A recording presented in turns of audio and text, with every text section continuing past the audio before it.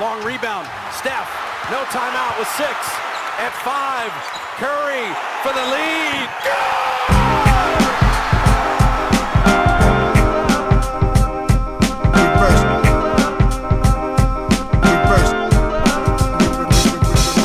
The game's a game. The game's a game. The game's a game. The game's a game. Always. Salut à toutes et à tous. Si vous êtes comme nous, vous avez les yeux un peu cassés, la voix un peu éraillée, parce que vous avez passé la soirée, une bonne partie de la nuit à regarder la folie des trades de la trade deadline NBA de cette année. Probablement l'une des plus folles de ces dernières années, avec énormément de mouvements. Ça avait commencé, vous le savez, avec le deal de Kyrie Irving le week-end dernier. Ça s'est poursuivi avec celui de Kevin Durant. Et puis on va revenir un peu en détail sur tout ce qui s'est passé dans ces quelques jours de folie. Pour me rejoindre, je suis avec ceux qui étaient en première ligne dans les tranchées pour vivre tout ça en live hier. Shai Mamou, Antoine Pimel, j'imagine que vous avez noté beaucoup de choses, une soirée vraiment bien plus riche même que les précédentes. Je ne sais pas si on peut commencer par là, peut-être si vous avez souvenir dans les années récentes d'une deadline qui a été aussi mouvementée, avec des moves du moins aussi impactants pour le reste de la ligue. En tout cas sur le sprint final, on a déjà eu des trucs aussi, des journées, des soirées aussi agitées, mais sur l'ensemble, sur vraiment les jours là, je crois pas de mémoire, avec des joueurs aussi importants avec Kevin Durant, Kyrie Irving, je crois pas que de mémoire en tout cas, ça me revient pas. Ouais. Je pense qu'il n'y a jamais eu un joueur aussi fort échangé à la deadline. Par contre, après, il y avait celle où Carmelo Anthony avait été envoyé aux Nuggets quand même. Oh, aux Knicks, pardon. Mais ça remonte. ça remonte bien, donc je crois que c'est 2011 ou 2012. 2011. Mais ouais, deadline complètement folle. Moi non plus, j'ai pas le souvenir. Et puis même dans les modalités, on en parlait hier pendant le live qu'on faisait, le fait que dans chaque transaction, il y ait des deuxièmes tours de draft en pagaille, c'était inhabituel, quoi. C'est devenu une monnaie d'échange improbable. Le fait qu'il y ait pas mal d'équipes qui soient décidées aussi à finalement pas à tout bouleverser alors qu'on leur promettait l'explosion. Il y a plein de petits trucs comme ça qui font que celle-là, elle est un peu différente, je trouve. Elle marque peut-être un tournant pour les prochaines aussi. Ouais, c'est clair, parce qu'au-delà de Kevin Durant, effectivement, j'ai trouvé qu'il y avait pas mal de moves alors, second couteau, c'est un peu péjoratif de dire ça, mais de joueurs de rotation, en tout cas des joueurs de complément qui pouvaient vraiment avoir un rôle et un impact dans les équipes dans lesquelles ils arrivaient. Certains dont ça change un peu la trajectoire, dont le départ change un peu la trajectoire de leur franchise précédente. Je vous propose qu'on commence quand même par le trade de Kevin Durant. C'est vrai que on savait que Phoenix était l'une des destinations les plus probables, ou du moins les joueurs, les équipes qui étaient le plus à fond sur KD, qui avait vraiment un impératif un peu par rapport à leur timeline pour essayer de faire un move de ce type-là. Quand on en reparlait quand même récemment, on se disait que ça serait très compliqué probablement de bouger un joueur comme KD en milieu de saison, vu le le poids de la contrepartie que ça peut occasionner. Au final, est-ce que vous trouvez que c'est un deal logique? Est-ce que vous avez été surpris que ça se fasse? Quelle a été votre réaction initiale à l'annonce du trade de Kevin Durant qui rejoint donc les Phoenix Suns? Ça dépend de quel point de vue on se place, quoi. Ouais. Mais moi, je le comprends pas. Je le comprenais pas sur le coup et je le comprends toujours pas avec le recul. Du point de vue des Nets, je le comprends pas du tout. Du point de vue de Phoenix, évidemment, tu peux faire Kevin Durant sans perdre DeAndre Ayton et même en hypothéquant un peu des tours de draft. Voilà, tu le fais, ça s'entend. Il y a un nouveau propriétaire. Je m'attendais à ce que le nouveau proprio tente le coup. Le bruit circulait que ce serait le cas. Mais pour les Nets, je le comprends pas du tout parce que tu fais plaisir à un joueur qui est en partie responsable de la situation dans laquelle tu es aujourd'hui. Parce que Kyrie, il a bon dos et on l'accable volontiers ici à chaque fois, mais KD, c'est aussi le patron du projet et tout ce qui s'est passé ou ce qui s'est pas passé, il est en partie responsable. Et là, les Nets, c'est surprenant qu'il l'ait arrangé en lui donnant l'équipe qu'il voulait contre à un moment auquel ils n'étaient pas obligés de le trader maintenant. On en a parlé plein de fois aussi hier. Ils avaient le temps, il a 3 ans de contrat, ils avaient le temps d'attendre d'autres offres. Voilà, je le comprends pas. J'ai l'impression qu'ils se sont dit bon, allez, c'est bon, on va s'épargner définitivement le drama, on va tourner complètement la page. Et c'est un aveu d'échec qui aurait pu être fait un peu plus tard, à mon avis, en sauvant les meubles, en tentant de jouer d'être compétitif sur la fin de la saison avec des joueurs autour qui sont plus que corrects. Donc ça, voilà, je l'ai pas compris du point de vue des Nets et je le comprends totalement du point de vue des Suns, évidemment. Moi, Shai le sait, je suis exactement du même avis. J'ai l'impression que ça fait 2 deadlines de suite et que les Nets font une erreur, c'est-à-dire de céder trop vite plutôt que de prendre leur temps. Je vais revenir un an en arrière parce que je pense que c'est exactement le même constat que pour Kevin Durant. Un an en arrière, ils sont mis sous pression par James Harden, ils font un deal qui pour moi était, et je l'avais déjà dit à l'époque et je le répète, je pense que le même deal, il le faisait 4 mois après. Je pense que ce que Philadelphie a proposé pour James Harden, 4 mois après, ils le proposaient encore. Donc ils se sont gâchés une chance de refaire une campagne de playoff avec Harden, Irving et Durant, des joueurs qui ensemble ont gagné 13 des 16 matchs qu'ils ont disputés. Tu perds une occasion de plus de tenter, au moins tente. Au pire, ça marche pas, tu refais ce deal, ce sera le même deal, il est encore sous contrat, il y aura la même offre de la part des Sixers, surtout quand on sait à quel point ils voulaient James Harden. Au final, ils ont fait. Donc, en plus, tu sais pas à quel point le succès, ça peut guérir certaines plaies. Je pense que Harden, Irving et Kevin Durant, en gagnant une série de playoffs, tu sais pas ce qui. Des mecs aussi instables dans leur tête, des fois, il suffit d'un petit truc pour que derrière, l'opinion, l'envie soit complètement différente. Il suffit peut-être de gagner une série de playoffs et ces mecs-là, ils se disent bon, c'est bon, on continue à jouer ensemble. Ils n'ont pas tenté. Ils ont fait venir un Ben Simmons qui, au final, n'a jamais plu à Kevin Durant, même si, je le disais aussi, pour moi, il y avait du sens sur le point de vue du fit. J'aimais bien ce trade. Mais en tout cas, on voit que c'était un échec et que ça n'a jamais marché, ça n'a jamais pris. Et ça a conditionné Kevin Durant à demander son transfert pendant l'été. Donc déjà, ils se sont tirés une balle dans le pied avec ce trade. Et là, ils font, pour moi, exactement pareil. C'est-à-dire que cette offre des Suns, à part Jay Crowder, qui aurait été échangé quoi qu'il arrive, elle est disponible dans 4 mois. Dans 4 mois, les Suns, évidemment, qui font la même offre pour Kevin Durant. C'est Kevin Durant. Pourquoi comme a dit Shai, pourquoi tu lui offres ce cadeau alors que le mec, depuis qu'il est arrivé, il a contribué à mettre tout le projet droit dans le mur et tu lui offres ce cadeau parce que c'est ce qui. Il y a eu une rumeur comme quoi Joe Tsai et Sean Marks adorent Kevin Durant, donc ils ont voulu lui faire plaisir. Mais pourquoi fais-lui plaisir dans 4 mois? Peut-être que dans 4 mois, il y a une équipe qui s'est fourrée en playoff, qui sera prête à te donner encore plus. Bien sûr. Les Celtics, ils vont sortir au premier tour. Et il y a une embrouille entre Jalen Brown et Jason Tatum. Je sais, c'est un scénario improbable. Mais pourquoi tu te laisses pas au moins ces 4 petits mois pour voir ce qui se passe, pour voir s'il n'y a pas une équipe qui propose mieux? Et au pire, tu reviens faire Phoenix et tu reprends Michael Bridges et Cam Johnson. Pour Jay Crowder, ils ont récupéré 3 secondes tours de draft. Ils étaient à 3 secondes tours de draft près.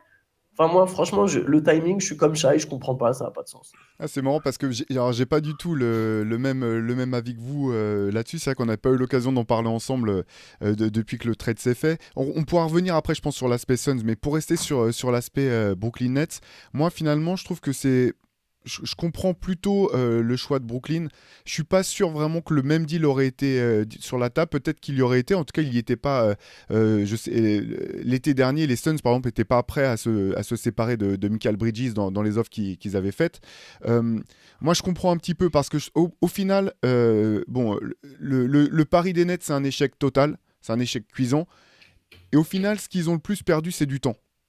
Ils ont surtout perdu, ils ont gâché 3 ans où ils sont allés nulle part avec des stars.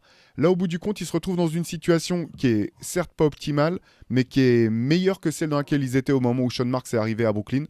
Ils ont des meilleurs joueurs dans le roster, plus d'atouts pour pouvoir faire des moves à la périphérie.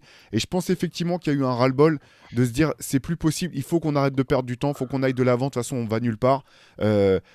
J'imagine que KD avait dû leur dire en coulisses que de toute façon il voulait pas rester, qu'il voulait partir, même s'il l'a pas annoncé publiquement parce que ça aurait fait tâche. Mais je pense qu'il savait que de toute façon c'était mort avec KD.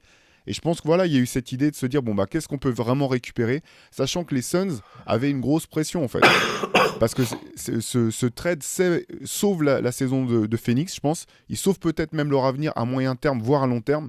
Donc Phoenix avait vraiment une grosse pression avec un nouveau proprio qui était visiblement partant pour faire ce pari, un pari dont on pourra parler après. Donc je suis pas, moi finalement c'est que les Nets aient décidé de faire table rase à ce moment-là de la saison, je le comprends plutôt pas mal. Ça leur permet de repartir maintenant en sachant ce qu'ils ont entre les mains, de partir cet été sans se demander justement est-ce qu'il y a une autre équipe qui va nous faire une offre plus folle, est-ce qu'il faut qu'on attende qu'il y ait une situation qui explose autre part. Là au moins ils peuvent se décider, ils vont avoir 4 mois pour évaluer les joueurs qu'ils ont, voir ce qui peut fonctionner, pas fonctionner, préparer l'intersaison et repartir avec une base qui est pas si moche, honnêtement. Alors, je dis pas que tous les joueurs sont compatibles les uns avec les autres, mais au bout du compte, il y a du talent, il y a de la jeunesse, il y a des pics, il y a de quoi voir venir pour l'avenir et repartir un peu sainement. Finalement, voilà, depuis qu'ils sont devenus... Ils ont réussi à créer enfin, Brooklyn, il faut se rappeler que c'est une équipe relativement récente au bout du compte. Avant, c'était New Jersey, ils n'avaient pas forcément d'identité. Maintenant, ils ont une identité, un public qui les suit, etc. Je pense que c'est pas plus mal d'avoir fait table rase à ce moment-là, même si effectivement, peut-être qu'ils auraient pu récupérer plus cet été. Voilà, j'ai l'impression que c'était le côté se dire, bon, bah maintenant, on a nos cartes en main, on n'est plus à la merci de ce que nos stars vont vouloir essayer de nous dicter, et on repart sainement, sur des basses scènes, quoi. En fait, c'est pas une franchise qui est faite pour avoir des superstars et pour jouer la carte des superstars, hein, parce que quand tu repenses à l'équipe qu'il y avait en 2013-2014 avec où ils avaient pareil 5 All-Stars dans le line-up et des attentes énormes. Alors là, c'était Bah, ils étaient là, trop cette vieux, année, quoi. voilà. Mais là, le fiasco est plus énorme parce que voilà, pour la nature des joueurs et qui étaient théoriquement dans leur prime, tout ça, mais je me demande, ouais, ça peut être pas mal de repartir comme ils avaient essayé de faire quand il y avait Kenny Atkinson en coach. Et là, dans l'idée, oui, ça me va, mais je pense qu'il y avait quand même moyen de rester encore compétitif quelques mois et voilà, quand t'as KD, t'es compétitif par définition. Donc, voilà, je suis un peu. Après, c'est peut-être parce que c'est de la, comment dire, c'est une question de sensibilité. Je suis tellement déçu de ce que fait Kevin Durant, voilà, de sa volonté de partir dès l'intersaison. Et là, il l'a clairement demandé, comme tu l'as dit. Il a juste pas voulu le bad buzz, que ce soit fuité par Woj ou Shams. Je pense il a juste dit aux Suns, ouais, faites votre job à côté, faites l'offre. Moi, je suis chaud, ils vont accepter. Et voilà. Donc c'est peut-être, je suis plus déçu qu'autre chose du point de vue Brooklyn. Après, c'est vrai, Théo, hein, tes arguments, ça se tient complètement, j'avoue. J'avoue, c'est une façon intéressante de voir le truc. Et c'est vrai qu'aussi, quand tu as une situation vraiment pourrie, des fois, tu es pressé que ça se termine, quoi. Je pense que là, Sean Marks, il doit être soulagé de ouf. Sachant que, par contre, et là où je suis d'accord avec toi, par contre, c'est que la contrepartie, la manière dont ce qu'ils ont là entre les mains, c'est beaucoup plus que ce que Sean Marks avait entre les mains quand il a récupéré la franchise après le fiasco Paul Pierce, Kevin Garnett, etc. Ouais, donc il a quand même, voilà, c'est un jeune qui a montré qu'il était capable de construire des choses. Même finalement, tu regardes tout le bazar qu'il y a eu à Brooklyn, l'équipe est restée compétitive. Du moins, quand ils avaient leurs joueurs, ils étaient compétitifs. Voilà, maintenant ils vont pouvoir repartir sur un autre projet. On verra ce que ça donne. C'est pas impossible qu'ils fassent les playoffs. Hein, ça reste à voir, ce qui serait assez marrant. Avec Cam Thomas le GOAT. C'est bon. Ouais, c'est ça. Non, Bon, il a shooté à 3 sur 20 cette nuit. Hein, bon, ça va, s'il reste sur cette moyenne-là, il peut battre le record de points de LeBron avant 30 ans, je crois. J'ai vu passer ça dans les... récemment. Je vous propose qu'on pivote un petit peu, qu'on parle du côté des Suns. Là, effectivement, ça change totalement la dynamique de la conférence Ouest. Ça change la dynamique de cette équipe qui était un peu au bord du gouffre, hein, avec les blessures, les problèmes actuels de l'équipe. Je vais commencer par me permettre de vous donner mon sentiment. En fait, ce que je trouve intéressant du point de vue des Suns, effectivement, c'est un pari parce qu'ils ont mis beaucoup dans la balance. Je pense que c'est un pari qui se vaut quand tu peux récupérer un joueur comme Kevin Durant. Ce que je trouve intéressant, c'est qu'avec Kevin Durant, ça leur permet, je pense, d'espérer pouvoir être compétitif, pas simplement à court terme, mais aussi à moyen terme. Sachant que j'ai l'impression qu'il y avait une fenêtre qui était en train de se refermer du côté de Phoenix avec les problèmes et l'âge avançant et avancé de Chris Paul, les problèmes d'alchimie. Là, finalement, ça change la dynamique. Ça va peut-être changer l'alchimie. Ils espèrent pour le meilleur. Je pense que c'est un pari qui est intéressant à tenir. Et voilà, je me dis que maintenant, ils ont le court terme où ils vont être compétitifs. Ils peuvent être compétitifs sur le moyen terme, sauf blessure dramatique pour Kevin Durant, mais il n'y a pas de raison de l'imaginer. Et en même temps, ils ont quand même des joueurs qui sont suffisamment jeunes, comme Devin Booker, DeAndre Ayton, potentiellement, et d'autres, pour pouvoir aussi aller voir un peu plus loin. Voilà, quel est votre sentiment, vous, sur le pari des Suns ? Je veux bien enchaîner si ça ne vous dérange pas, parce que j'ai souvent été un sceptique des Suns, donc je trouve que c'est intéressant. Vous allez voir le contraste avec mon avis précédent. Pour moi, ça change absolument tout pour Phoenix. C'est-à-dire que tout ce que j'avais du mal pour Phoenix, là, c'est l'inverse. Pour moi, Kevin Durant, il rééquilibre je ne sais pas comment dire. Comme tu as dit, il change complètement la dynamique de cette équipe. Je trouvais que Devin Booker, vous savez, mon attachement au fait d'avoir un top 5 player, tu sais, pour aller au bout, ou un top 10, je le répète souvent. Je trouvais que Booker était un peu trop juste dans ce rôle-là. Et bien là, ils ont ce mec-là. Et Booker, maintenant, ça devient la deuxième option qui va profiter des espaces créés par ce mec-là. Ils sont allés en finale avec Booker en tant que meilleur joueur ou Booker en tant que co-meilleur joueur. Je me dis que là, c'est monstrueux. Chris Paul, pareil, sur lequel j'avais des limites pour cette saison, notamment à cause de toute la charge que ça représente quand il est premier ou deuxième meilleur joueur, parce qu'il va avec son petit gabarit, avec ses pépins de santé, il va devoir en playoff s'arracher dans les quatrièmes quart-temps. Là, il n'a plus besoin de faire ça. Il va passer la balle à Kevin Durant. Il y a deux mecs qui vont lui créer des espaces.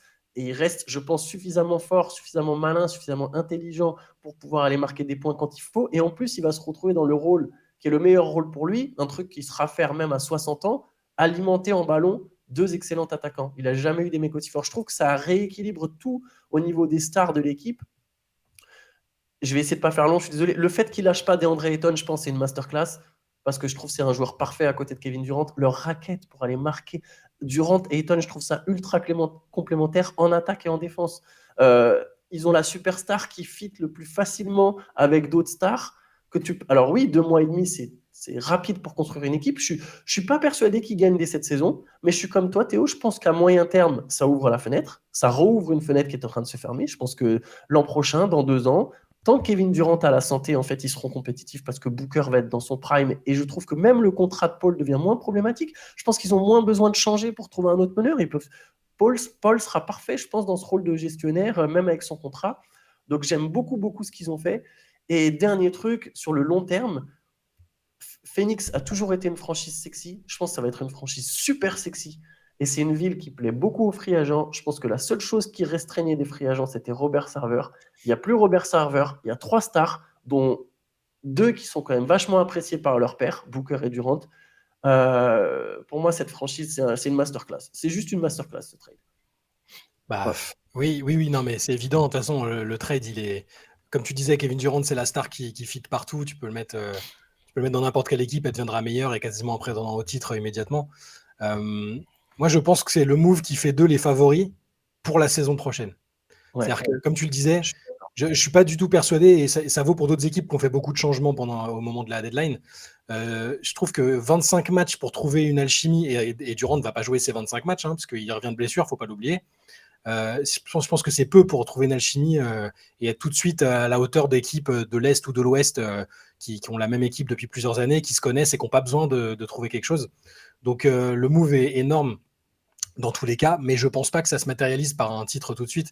Je voyais à Vegas, les bookmakers, ils sont déjà en train de les mettre numéro 1 au cote. Je pense que c'est prématuré pour ces 2 raisons-là, parce qu'il faut que Kevin Durant revienne de sa blessure correctement. Même s'il a un jeu qui se prête à l'intégration rapide, il faut quand même s'intégrer. Ils ont perdu Michael Bridges, Bridges, c'était vraiment une pièce essentielle de l'équipe ces dernières années, même Cam Johnson qui prenait en importance. Il faut retrouver un peu une nouvelle façon d'évoluer, même si c'est KD, ça prend du temps, et je pense que ça peut être un peu juste pour être vraiment, vraiment contender tout de suite.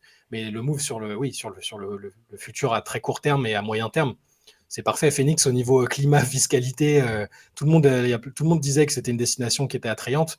Effectivement, le fait qu'ils aient un proprio un peu taré qui faisait des trucs pas très corrects, un peu toxiques, ça freinait. Donc là, c'est un move parfait. Tu gardes Ayton, c'est très bien. Je ne peux pas dire plus que pour moi, c'est les favoris de la saison prochaine. Ouais, intéressant. L'avantage en fait avec Kevin Durant, on en a déjà parlé à plusieurs reprises, c'est que c'est le joueur que tu peux injecter dans n'importe quelle équipe et ça peut prendre très vite en fait. Parce que c'est quand même un joueur hyper malléable qui va t'apporter en attaque, en défense, donc t'es pas obligé du tout quelque part de vraiment modifier ta façon de jouer. Lui, il faut qu'il s'habitue à ses nouveaux coéquipiers, on est d'accord. Le fait qu'il remplace poste pour poste un joueur qui est sur le même poste, bah, ça aussi c'est pratique, je pense, en termes d'intégration, ça peut accélérer les choses. Le fait qu'il soit défensivement, Michael Bridges est un des tout meilleurs défenseurs de la ligue. KD est peut-être pas tout à fait au même niveau, mais il est pas loin, donc la même chose. Ça va être, c'est pas comme si tu étais obligé de compenser en défense ce que tu allais gagner en attaque. Là, tu vas gagner en attaque et tu vas peu perdre en défense. Donc finalement, ils ont perdu un petit peu sur la longueur de banc. Ça, c'est évident. Il y a le marché des buyouts qui va commencer. Ils auront l'occasion, je pense, de trouver des pièces pour venir parfaire un petit peu la rotation au cas où il y ait besoin. En fait, je pense qu'effectivement, de toute façon, tu peux pas avoir un joueur comme ça gratuitement. Ils ont pris, c'est un fort pari quand même parce que les choix de pics, les pics qu'ils ont donnés, il y a un moment, ils risquent effectivement de leur manquer. Ça, c'est normal. Mais je pense que quand tu as la capacité de faire venir un joueur qui peut effectivement te permettre d'aller en finale, voire de gagner un titre, si tout s'aligne bien, bah ça justifie un petit peu tous les trades. On en a parlé plusieurs fois quand on parlait d'Anthony Davis et des Lakers. Est-ce qu'ils avaient trop lâché?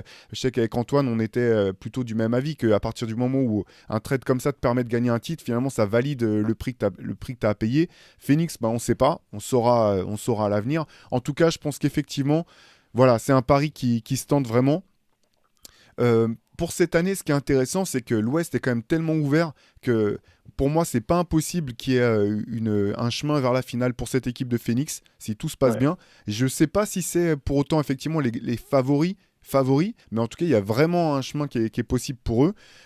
Donc, en fait, cette saison, elle est trop folle parce qu'en fait, c'est comme si une nouvelle saison commençait maintenant, j'ai l'impression, et que maintenant, il y a tout un tas d'équipes qui vont Mais devoir. elle dure que 25 matchs, c'est ça le truc. Je sais pas, j'étais en train de réfléchir, est-ce qu'il y a un précédent où tu as une superstar qui est transférée à la deadline et qui gagne le titre dans la foulée avec sa nouvelle équipe? Alors, il y On a va eu. regarder parce que Il y a, c'est il y a compliqué. Rachid Wallace au Pistons, c'était une Ouais. superstar un peu différente, mais Une c'était star. quand même considéré comme une vraie star à l'époque. C'est un All-Star, ouais. Voilà, et c'est lui qui s'est complètement fondu dans le collectif de Détroit au point de devenir juste un joueur comme les autres quelque part, mais il faut se rappeler de lui, ces années Portland, c'était quand même un très très gros joueur. Ouais. Je sais pas s'il y a un autre joueur effectivement qui a permis d'altérer à ce point-là la dynamique d'une équipe. J'ai un truc, mais vous allez me taper dessus. C'est pas pareil, c'est pas un transfert. Ça va, en fait, ça peut aussi bien aller dans le sens de Shai que d'aller dans l'autre sens. Michael Jordan, quand il revient en 95, tu vois, il joue pas beaucoup de matchs, il sort de 2 ans complet. Là, ça n'a rien à voir, hein. Mais je dis juste, tu vois, les Bulls, quand même, ils sortent. Mais donc, tu peux te dire, ah, c'est dur. Mais bon, tu sens qu'il y a de suite de la compétitivité. C'est pas pareil parce qu'il connaissait déjà ses coéquipiers. Je suis désolé, ma comparaison est pas bonne, hein. Je le sais. C'était Pas son besoin de cousin, compter sur les doigts, je le il avait sais. pas il avait pas le même numéro de maillot. Mais je sais pas, je pense que Durant direct ça peut s'adapter. Moi aussi, j'arrive à les imaginer en finale. Par contre, je trouve que par exemple, la différence avec Milwaukee ou Boston, c'est qu'il y a quand même encore plus de vécu, plus de profondeur et pas forcément de raison de paniquer en mode les Suns, enfin, il n'y a pas de raison de baisser les yeux, tu vois. Je vois bien une finale Milwaukee-Phoenix, la revanche de 2021. Ah, ça serait beau. Ça m'étonnerait pas du tout. Et ouais, par contre, à l'Ouest, alors il faudra voir, mais s'il n'y a pas de blessure, ça sera très dur, je pense, de les sortir sur une série à l'Ouest. Je vois pas une équipe à part les Clippers, je sais, encore, très franchement, Clippers Suns, je pense que les Suns y passent.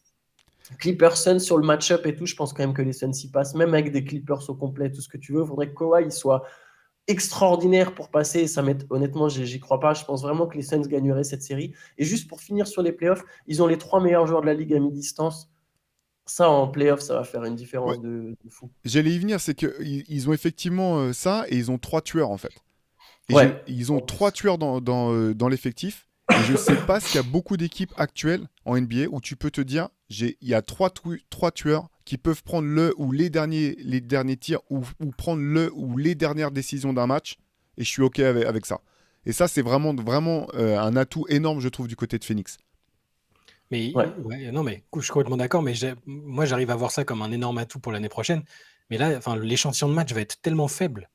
Enfin, là, je sais pas quand KD et Booker est sur le retour. KD doit pas être trop loin. Après l'All-Star Game, il va rester 20 matchs et après, boum, c'est les playoffs directs.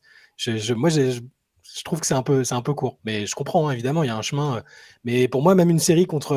Enfin, je sais que les gens sont toujours sceptiques avec Denver parce que je sais pas, pour plein de raisons différentes. T'as Mais raison d'en parler. Hein. Pour moi, ça reste quand même l'équipe. s'il n'y a pas de blessés, t'as Jokic, Murray, Porter qui se connaissent, Aaron Gordon. Enfin, s'ils n'ont pas de blessés, ils se connaissent tellement, ils ont une identité de jeu qui est établie. Ils n'ont pas à se chercher. Moi, si tu mets une série entre ces deux-là, pour l'instant, je vote Denver. Après, bon, là, c'est parce que je suis sceptique. Je pense Phoenix passe quand même un premier tour. S'ils sont au 4e de l'Ouest, oui, ils vont passer un premier tour. C'est plus au-delà que j'ai des doutes. Mais pas à moyen terme. Pour moi, l'année prochaine, s'ils démarrent avec ce line-up-là et un effectif un peu amélioré sur le banc, qu'est-ce que tu veux, Chris Paul, Kevin Durant, Devin Booker, qu'est-ce que tu veux faire de... Oui. Je peux vous donner une rumeur qui fait peur de Brian Windhorst pour l'année prochaine.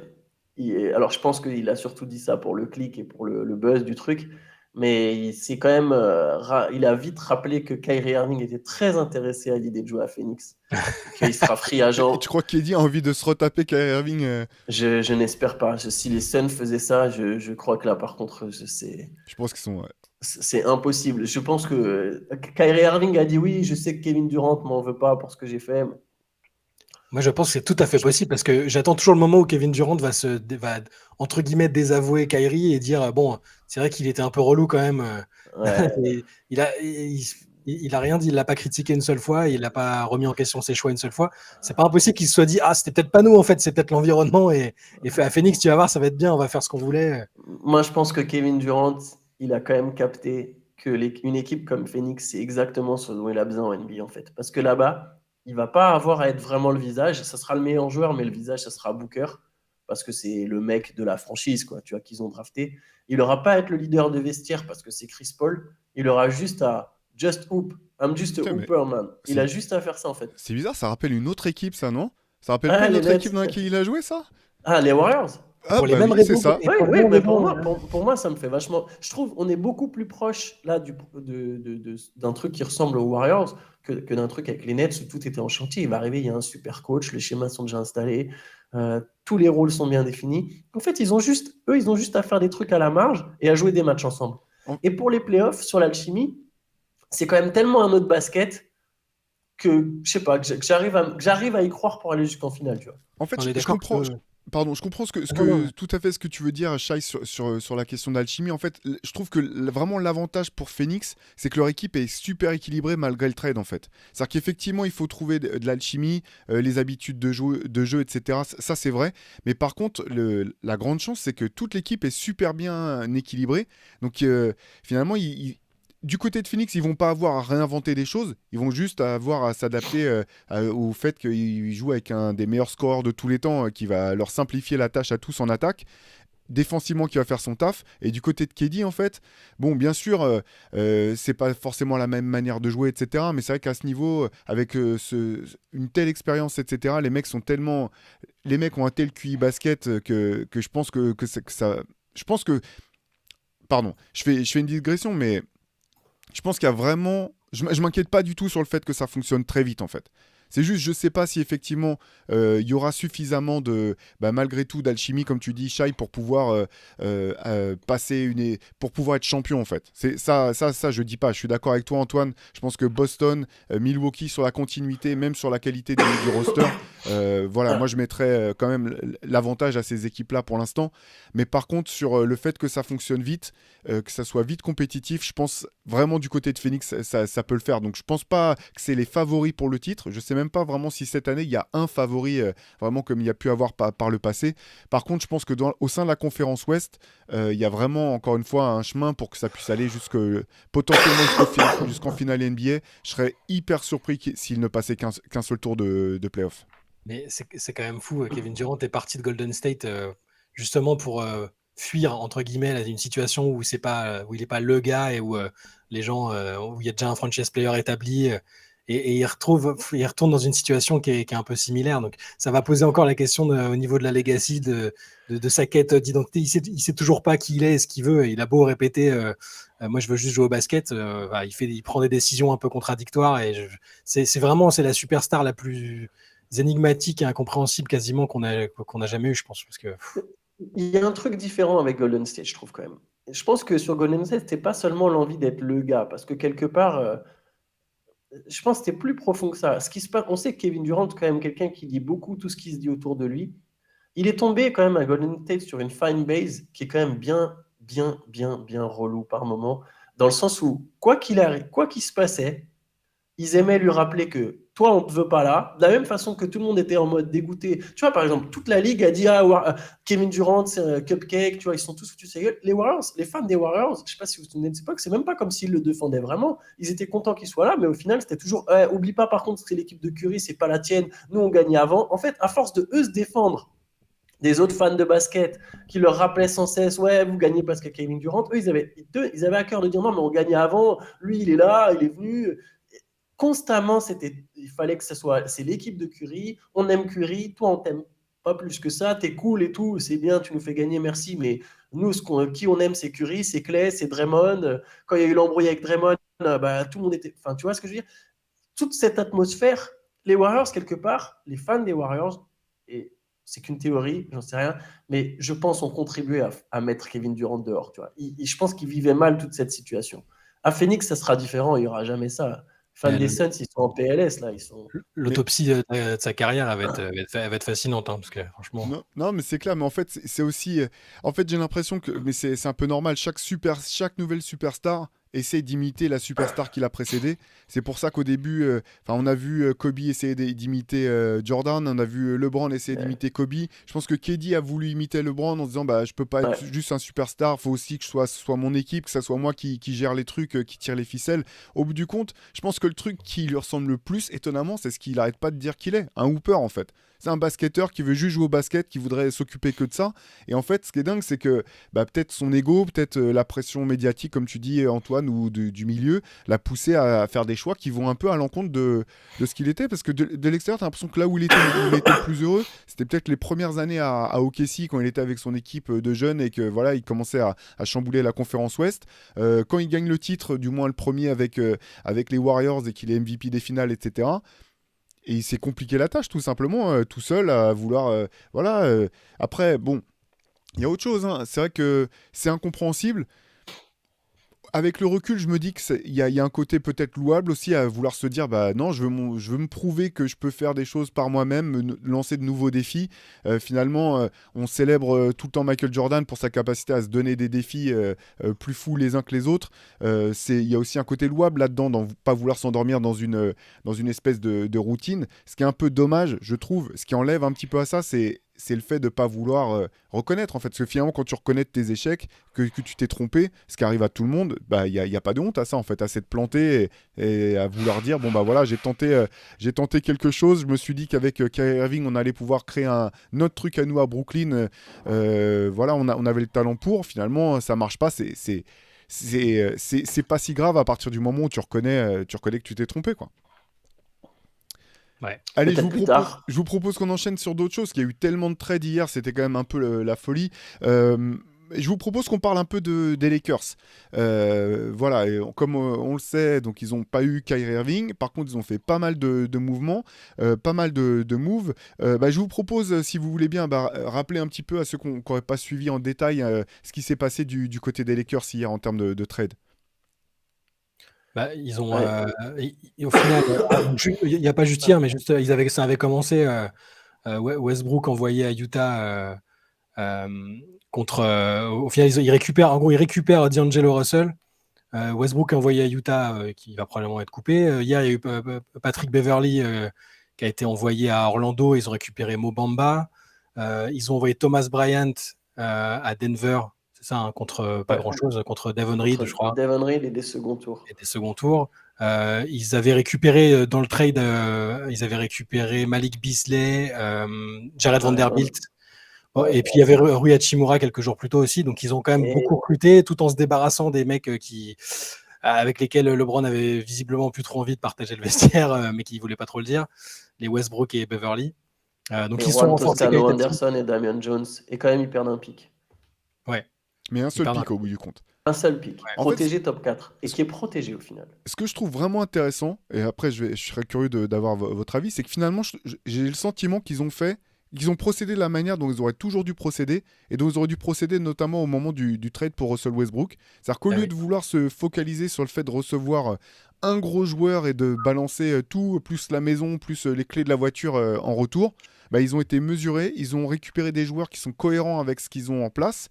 Je ne sais pas si c'est suffisant pour changer vraiment la donne fondamentalement pour eux. En tout cas, je trouve que cette équipe, ils ont récupéré du shooting, ils ont récupéré des mecs capables de créer comme D'Angelo Russell et des joueurs qui sont complémentaires avec la base qu'ils ont déjà. Moi, je trouve qu'il y a beaucoup plus de cohérence finalement dans la manière dont ils ont procédé là que par le passé. Et même, je pense... Moi, j'ai le sentiment, mais ça, on peut en discuter aussi, que c'est certainement pour la franchise un meilleur move que d'avoir tout misé, par exemple, sur Kyrie Irving. Oui, je suis d'accord avec toi, mais pour moi, la question du timing, elle est cruciale parce qu'ils ont perdu beaucoup de temps et pour moi, c'est trop tard d'avoir fait ces moves-là. La saison, c'est beaucoup trop tard. Ils auraient dû le faire plus tôt. Et là, le fait de bouleverser autant ton effectif, c'est un aveu d'échec au final. Tous les joueurs qui sont arrivés, les Westbrook, Beverly, pour moi, c'est un aveu d'échec. Et ils auraient dû le faire en début de saison parce que là, même constat que pour Phoenix, mais avec des implications différentes. Ils ont une vingtaine de matchs pour trouver une formule qui marche bien et ils doivent rattraper. Ils sont 13e à l'Ouest. Je suis même pas sûr que LeBron soit forcément hyper ravi des moves qui ont été faits parce qu'il a bien insisté sur le fait qu'il voulait que ce soit Kyrie.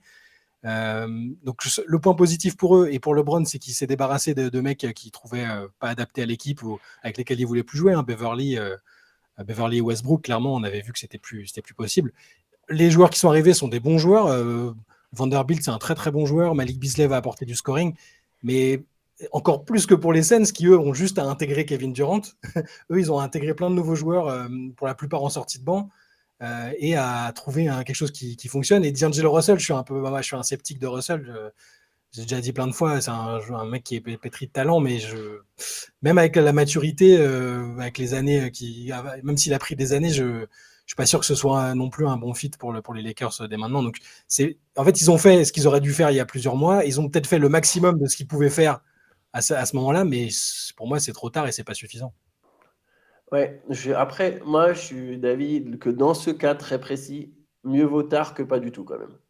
Je pense que dans tous les cas, c'était condamné dans le mur. Par contre, je partage des avis similaires avec toi. Je suis aussi sceptique sur D'Angelo Russell, notamment dans le cas où ils vont le prolonger. En fait, si tu veux, j'ai l'impression que c'est un navire qui coule et qui rafistole un peu, mais que dans tous les cas, ça va couler, en fait. Voilà, Par contre, je trouve que c'est des bons moves. Je trouve que ce qu'a fait Rob Pelinka, comment dire, en fait, il pouvait pas. Tu vois, par exemple, on a Benjamin Monbèche qui a écrit un article qui a dit les Lakers ne pouvaient pas faire mieux. Et ben, je suis d'accord avec lui. Je suis d'accord avec notre stageman. Pour reprendre l'expression que nos chefs nous donnent. Faut savoir, on se faisait appeler stageman. Genre, vous avez des Mais, chefs. mais donc, ouais, je trouve que les Lakers ne pouvaient pas faire vraiment mieux. Ils ont réussi à dégager tous les mecs qu'ils avaient envie de dégager, à récupérer des joueurs de rotation, et en plus des joueurs de rotation assez jeunes. Ils ont réussi à récupérer du shoot avec Malik Beasley. Ils ont récupéré un mec polyvalent à l'intérieur avec Jared Vanderbilt. Ils ont récupéré un meneur qui va beaucoup mieux fitter que Westbrook. Je pense que Russell sera irrégulier parce que ça sera un joueur irrégulier toute sa vie.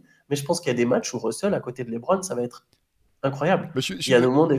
Ouais, pardon, je suis d'accord avec toi, parce que moi non plus, je suis pas fan de D'Angelo Russell, mais en fait, je préfère l'avoir à côté d'un mec comme LeBron que tout seul pour gérer la baraque à Exactement. Wolves. Il va être dans le meilleur rôle. En fait, D'Angelo Russell, il lui faut un rôle à la Kyrie Irving. Il lui faut un rôle où il vient, il score. Et des fois, avec sa vision du jeu et son playmaking, parce que je pense que c'est quand même un meilleur que passeur que Kyrie, mais Kyrie n'est pas un mauvais passeur non plus, en fait. Il y a des moments où D'Angelo Russell, il va te lâcher des passes de fou. Il y a des moments où il va avoir une belle vision, mais son premier truc, ça va être de scorer. C'est un 2 qui est dans le corps d'un 1. Et D'Angelo Russell, là, il va pouvoir jouer 2. Il va pouvoir jouer 2. Il va mettre... Je pense qu'il y a des moments où ça sera bien. Après, je suis d'accord, c'est trop tard. Dans le sens où, voilà, ils sont déjà... je regarde leur bilan, ils ont 25 victoires, 30 défaites. Je ne m'attends pas à ce que les Lakers ils gagnent 20 de leurs 23 prochains matchs. Je pense que ça reste compliqué, mais voilà, ils ont réussi à donner de la cohérence à leur roster, à au moins se dire que peut-être l'an prochain, en faisant une saison complète, ils seront un peu moins ridicules. Je pense que ceux qui voient les Lakers là comme des candidats au titre, moi je reste plus... Enfin, ou des outsiders pour le titre, non, c'est trop loin. Par contre, voilà, là, ils se donnent au moins une chance de peut-être bien finir la saison, peut-être faire les playoffs. Et après, va savoir sur qui tu tombes. J'en vois souvent des petits 10 sur les Kings, c'est un peu méchant, mais sur un premier tour sur les Kings, ils ont plus d'expérience, plus de superstars. Ça, tu sais pas, ça peut être une série serrée. On faudrait finir sixième, c'est compliqué. Mais... C'est ça, il faudra sortir du play-in déjà. Oui, ça va pas être simple. Je suis même pas garanti qu'ils soient en playoff, quoi. Mais bon, au moins, en tout cas, sur les moves, juste sur les moves, je trouve que vraiment, en lâchant qu'un seul pick, le Jazz, il demandait un pick pour Beasley, un pick pour Vanderbilt. Alors, je pense que c'était complètement irréaliste de leur part. Et je trouve d'ailleurs que le Jazz a été pas ouf sur cette deadline. Mais au final, ils ont récupéré les deux pour un pick protégé. Ils gardent quand même un pick 2029. Ils ont renforcé toute cette équipe en lâchant qu'un seul pick qui, au final, n'est pas non protégé. Non, je pense vraiment qu'ils ont fait du bon boulot, quoi. Après, bon, jusqu'où? Mais ça m'a semblé plus que correct. Non, c'est clair. De toute façon, on est tous d'accord pour dire que ça change pas la donne pour eux pour cette année, dans le sens. En fait, ça change la donne et ça la change pas. Ça la change pas en termes de potentiel, je pense. Ça la change en termes de structure et de ce qui peut se passer l'an prochain, de comment aller chercher la suite. Mais par contre, voilà, c'est quand même. On le sait tous depuis le départ, quoi. Si tu as LeBron et Anthony Davis, il te faut de la défense et du shooting autour, en fait. Et finalement, tu t'en fous des noms, quoi. Il suffit que ça soit. Je veux dire, si tu regardes l'équipe qui a été championne en 2020, je mets au défi tout le monde de noter sur un papier, de sortir l'intégralité de l'effectif. Hein. Tu vois, enfin, c'est des role-players de qualité. Hein. Je retire rien à ce qu'ils ont apporté à cette équipe, mais c'est avant tout. En fait, tu cherches la qualité avant de rechercher des noms, et c'est l'inverse de ce qu'ils ont fait jusqu'à présent. Donc, je trouvais ça plutôt intéressant. On peut parler peut-être du volet Wolves, qui est voilà, impliqué dans ce deal. C'est marrant parce qu'on en avait parlé en début de saison, on parlait du fait que c'était compliqué de faire jouer les deux grands de Minnesota, que ça marchait pas, etc. On avait dit, ouais, bon, c'est sûr qu'avec D'Angelo Russell, ça peut pas fonctionner. Si tu mettais un Chris Paul ou un Mike Finlay, je suis sûr que ça fonctionnerait déjà un petit peu mieux avec des playmakers de ce type-là. Mike Finlay qui arrive à Minnesota. Vous, du côté des Wolves, comment est-ce que vous voyez ce changement? Pour moi, c'est vraiment une upgrade. Voilà, je l'ai dit, je suis un peu un sceptique de D'Angelo Russell, particulièrement dans un contexte comme Minnesota, avec l'équipe qui était en place là-bas. Et même si beaucoup pensent que Mike Conley, il est un peu fini, je pense qu'en termes de leadership, de QI basket, de défense, ils avaient vraiment besoin d'un mec comme ça, et il fera le job là-bas. Il va mettre un peu tout le monde. Je pense qu'il va mettre tout le monde dans sa poche là-bas et que ça va bien se passer, honnêtement. Ça va être positif pour Anthony Edwards, ça va peut-être être positif pour Rudy Gobert. Globalement, ça me semble être un bon move, et je voyais pas je trouvais pas que Russell était le bon fit là-bas à Minnesota. Donc je trouve que c'est bien. J'ai dans l'idée que Conley a encore belles choses à donner, et pas si cramé que ça, et que parfois, au-delà des qualités de ce que tu apportes sur le terrain, le leadership et l'expérience, et il en a beaucoup. Et Minnesota en a énormément besoin, parce que quand tu vois les joueurs, à part Rudy Gobert, c'est quand même pas très expérimenté au très très haut niveau. Voilà, l'autre leader, c'est Kat, qui joue pas et qui a fait une campagne de playoff, une et demie, on va dire. Anthony Edwards, qui découvre aussi le très haut niveau, aussi doué soit-il. Donc Conley, pour moi, c'est vraiment un bon choix, et je pense que c'est peut-être justement le move qui va leur permettre d'assurer au moins le play-in, alors que et d'arriver en play-off ou un peu au play-in avec une bonne dynamique. C'est marrant, je suis d'accord avec tout ce que tu as dit, et je suis pourtant très pessimiste pour Minnesota. Et j'ai l'impression qu'il y a deux vestiaires à Minnesota. Et j'ai l'impression qu'en faisant ce trade, en fait, pour moi, c'est comme les Lakers. C'est un bateau qui coule. Je trouve qu'ils sont moins forts que ce que leur bilan indique. Ils ont un bilan positif. Ils sont 7e, je pense. Je regarde, ils sont 8e. Et en fait, je pense qu'ils sont moins forts que ça. Ils ont eu des bons passages, et ils ont beaucoup profité des mauvais passages des autres. Alors, c'est pas de leur faute, hein, tant mieux pour eux. Mais je pense qu'ils sont pas aussi bons que ça. C'est une équipe qui, pour moi, est imparfaite, et c'est une équipe qui n'a pas d'alchimie. Et dans leur vestiaire, alors je vais vous donner des petits trucs qui tournent, et ça vient quand même d'une source assez sûre, dans le sens où c'est John, celui qui gère les Wolves sur The Athletic. Ouais, je suis désolé, j'arriverai pas à dire son nom. L'irrespect est tellement, en gros, tellement scandaleux. Dilo, je vous paraphrase ce qu'il dit. Hein. Dilo parlait mal de Gobert devant ses coéquipiers, devant les coachs, devant l'équipe, des fois même sur le terrain. Dilo montrait son désamour pour Gobert ouvertement. Il lui disait qu'il ne voulait pas lui faire de passe lobée. Bon, ça me semble un peu bizarre, mais bon. Après, évidemment, c'est à prendre des pincettes, mais c'est quand même un mec qui suit la franchise depuis très longtemps. Il est solide. Hein, il est généralement très fiable. Il était très frustré par l'idée de jouer avec Rudy, au point où c'était même gênant, tu vois, de la manière dont il le mettait en avant. Rudy savait que Dilo ne l'aimait pas. Ça explique aussi pourquoi Rudy est très excité à l'idée que le gars parte et que Conley ce truc. Maintenant, je vais vous donner un autre truc. Donc il y a ça, hein. Il y avait ce contexte, ce machin. On voit d'ailleurs que les Wolves ont gagné pas mal de matchs sans Rudy, avec Naz Reid. Et à côté de ça, quand Dilo il est parti, qu'est-ce qui s'est passé pour Anthony Edwards et Karl Anthony Towns, les deux superstars de la franchise? Elles ont directement posté tous les deux, sur Instagram, des photos de eux deux avec Dilo, en mode « Ah, c'était le Big Three », genre, tu comprends, ok, les dirigeants, ils ont déconné de faire partir leurs potes. Ils sont sur la même. On sait très bien qu'Anthony Edwards et Rudy Gobert. Hein, ouais. Voilà, ouais. On sait très bien. Et qui est la star de l'équipe? Qui est la star de l'équipe? C'est Anthony Edwards. Pour moi, ils sont en train de construire deux vestiaires. Et en fait, le fait de venir Conley, je suis désolé, encore une fois, je fais un peu long. Le fait de faire venir Conley, pour moi, c'est montrer que tu as fait une erreur et tu double down dans ton erreur, en fait. C'est ah ouais, mais on va pas transférer Rudy Gobert. on a fait venir 4 pics. On va pas le lâcher, on va pas récupérer autant. Donc, qu'est-ce qu'on fait? On n'a qu'à faire venir un mec qui s'entendait bien avec Gobert. Vu qu'on avoue que ça marche pas. On avoue que ça marche pas, bah tiens, faut que ça marche, on fait venir Conley, qui est un dinosaure à ce stade de sa carrière. Par contre, je suis d'accord avec toi, il va apporter un peu en défense. C'est un meilleur fit Un peu aux en côtés défense. d'Edwards. Ouais, un C'est tout plus petit le Mike Conley. Ouais, un tout petit peu. Il va être pass first. Je pense pas que sur le terrain, il va être extraordinaire. Mais bon, ça colle mieux peut-être que Dilo dans le fit de complémentarité. Mais la complémentarité sur le terrain, si tu n'en as pas dans le vestiaire, en fait, si ces mecs-là, ils s'aiment pas, ils essaieront de toute façon pas de jouer ensemble. Et je pense que c'est ce qui se passe aux Wolves. Les mecs essayent pas de jouer ensemble. Ils ont gagné des matchs parce qu'il y a quand même un Anthony Edwards qui est pas mauvais. Et comme j'ai dit, je pense qu'il y a eu des circonstances. Et eux, quand ils vont récupérer 4, ils vont devoir tout réadapter. Et cette équipe avec 4, c'était cata. Et que je pense que quand il y aura 4 et Gobert, tu peux mettre Conley, tu peux mettre qui tu veux. Tu peux mettre John Stockton, tu peux le sortir de sa retraite, faire ce que tu veux. Ou David. Ça va pas marcher. Ça va pas. Ou David Stockton, qui tu veux. Jason Kidd, il peut venir sur le terrain jouer avec les Wolves. Ils peuvent jouer à 6. Ça marchera pas. Ça marchera pas. Il y aura quand même des problèmes de spacing. Ouais, il y aura. Très sincèrement. Et cette équipe, je pense qu'elle va dans un mur. Je suis désolé pour les fans des Wolves. Je passe peut-être pour un hater, mais je vous jure que c'est même pas le cas, parce que pour être honnête, je m'en fous complètement des Wolves. Alors, ça peut faire encore plus hater. Je suis pessimiste. Je pense que leur bilan est trompeur. Mais leur bilan positif est trompeur. Ouais, ça, je partage de toute façon, parce que c'est simple. Si tu faisais, imaginons, un play-in et tu les mets face à des équipes qui sont derrière eux dans le standing, il y a plusieurs équipes que je verrais passer systématiquement, quoi. C'est... Bon, de toute façon... C'est sûr. De toute façon, il fallait que ça bouge. On l'avait dit en début d'année. De toute façon, que s'il fallait bouger un joueur, on savait qu'il bougerait pas Gobert, on savait qu'il bougerait certainement pas Karl Anthony Towns.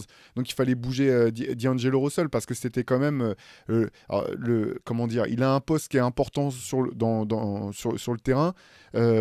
Et c'était, je pense, effectivement, pas du tout dans ses capacités de trouver comment tirer le maximum de ses atouts sur le parquet. Bon, c'est aussi au coaching staff de faire ce job-là, et au GM, parce qu'effectivement, ça ne fonctionne pas. Bon, ça reste, je pense quand même... je pense que de toute façon, à la fin, pour le coup, effectivement, tout à l'heure, je disais pour KD, je pense que Phoenix, ça peut vite prendre. Là, que ça soit pour les Lakers ou les Wolves, j'ai pas particulièrement d'espoir que la sauce prenne et qu'effectivement, ils partent sur une série où ils vont gagner 8 matchs de suite. Ça, je le vois pas trop. Du côté des autres équipes qui ont été impactées, quand même, je sais, Antoine, que tu avais à cœur qu'on parle des Clippers, qui ont quand même pas mal bougé de choses aussi. Ah si, juste un truc quand même pour les Lakers. C'était assez marrant si vous avez vu passer ce truc-là de voir cet échange de tweets avec Patrick Beverley qui trouvait que Wojnarowski mettait une rouste à Shams cette année au niveau des trades, et puis quelques heures plus tard de voir Shams annoncer en premier le trade de Patrick Beverley. Ça, c'est bon. Et il a encore fait sa malédiction où il tweet le gang est réuni. À chaque fois, il se fait trader dans la foulée, il coupé. Enfin, c'est terrible.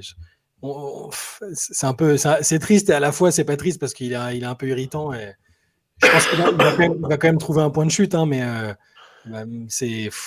l'expérience a été un flop autant qu'on pouvait le prédire quand c'est arrivé, quoi. C'est très drôle que les Wolves qui ont Conley et Jordan McLaughlin à la main, donc clairement pas la rotation la plus dingue à la main de la ligue, soient pas intéressés par Patrick Beverley qui n'a cessé de montrer son amour pour les Wolves. Ça en dit long, je pense, sur le bonhomme. Mais c'est parce qu'ils ont gagné un titre ensemble. Ils avaient fait descendre les... Ah non, c'était le play-in, pardon. Autant pour moi. Bref, je vous propose qu'on parle des Clippers, Antoine. Je dis Antoine parce que voilà, on sait que voilà, t'es pas dans la rédaction, en tout cas un des joueurs, tu vois, je te vois même sur le terrain, un des éléments de la rédaction qui a le plus foi dans le potentiel, en tout cas de cette équipe, si jamais elle peut jouer un jour ensemble plus de 3 matchs. Donc les Clippers qui ont pas mal bougé, effectivement des moves intéressants. Est-ce que tu peux peut-être commencer par nous raconter ce qui a changé du côté des Clippers? Ouais, je vais le faire simple. Alors, regardez, ils ont enlevé John Wall. Je pense que ça, on partira tous du principe que ça change absolument rien. Plus personne se souvient que John Wall jouait au basket, et quand les gens qui l'ont regardé jouer se disent « Ah mince, il aurait dû arrêter de jouer au basket ». Donc ça, c'est la première chose. Maintenant, ils ont transformé Reggie Jackson en Bones Hyland. On est dans le même profil. Peut-être Jackson a plus d'expérience, mais Hyland est plus jeune. Ils ont sacrifié 2 seconds tours de draft pour ça. Donc honnêtement, je pense qu'on part sur du bon move. Ils ont transformé Luke Kennard en Eric Gordon. qui est, je pense, le joueur absolument parfait pour n'importe quelle équipe qui voulait jouer le titre. C'était le joueur à aller chercher.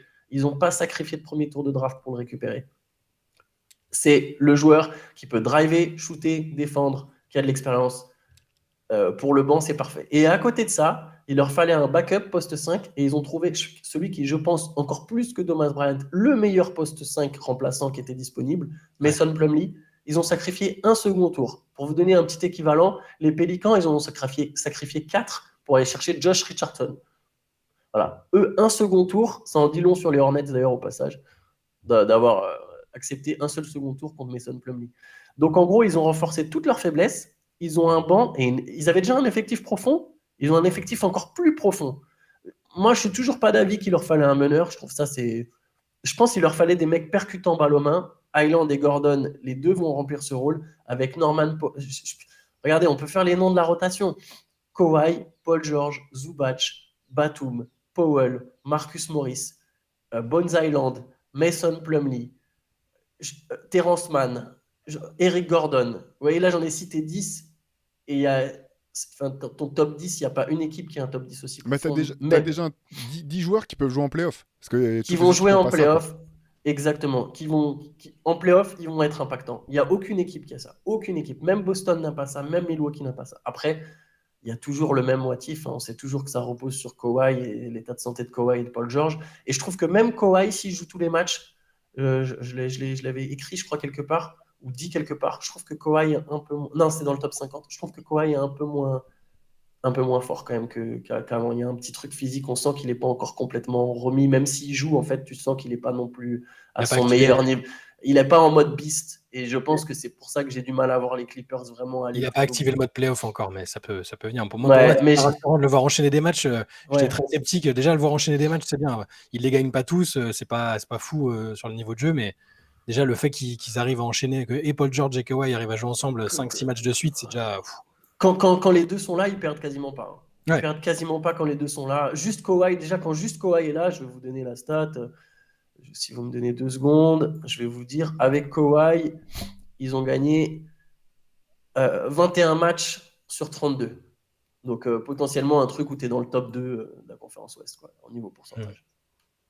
Oui, donc, ouais, je pense que c'est une des plus belles deadlines. Et est-ce que ton avis changera quand ils vont signer Russell Westbrook en buyout, juste pour histoire de faire la nique aux Lakers en disant nous, on va vous montrer qu'on peut le relancer.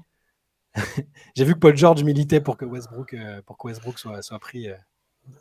Je le disais hier dans le live, pardon. S'ils font venir Westbrook pour sortir du banc, oui, je serais content. Je trouve ça bien. Si c'est pour en mode c'est notre 3e star, il est meneur titulaire, je pense que ça casse tout ce qu'ils ont fait à la deadline. Et c'est même pas pour chambrer Westbrook. Je pense que juste ça colle pas du tout avec les 2 autres gars.